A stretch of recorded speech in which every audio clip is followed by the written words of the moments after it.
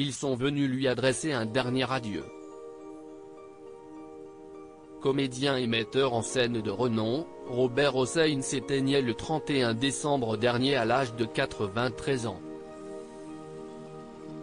Un mois après ses obsèques qui se sont tenues en toute intimité à Vittel, dans sa ville de cœur, un hommage national était organisé en sa faveur, ce mardi 9 février en l'église Saint-Sulpice, située dans le 6e arrondissement de Paris. Un rassemblement qui était bien évidemment organisé dans le plus grand respect des règles sanitaires, auxquelles de nombreuses personnalités ont répondu présentes.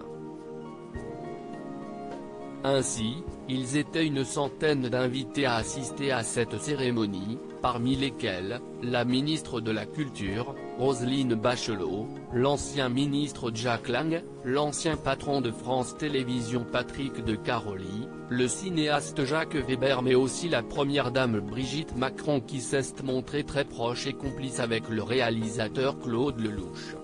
Les deux ont longuement échangé à la sortie de l'église.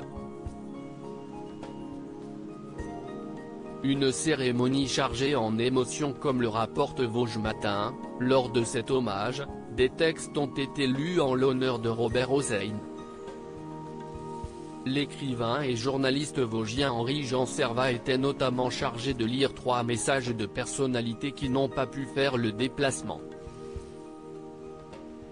Celui de Michel Mercier, qui a joué avec Robert Hossein dans plusieurs films de la série Angélique ou encore ceux de Brigitte Bardot et d'Isabelle Adjani qui s'est adressé à son père de théâtre.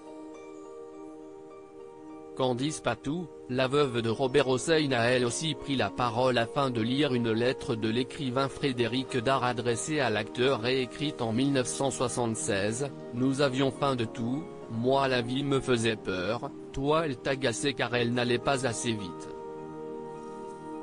Tu t'es mis à courir devant elle, mais elle ne te rattrapera jamais »,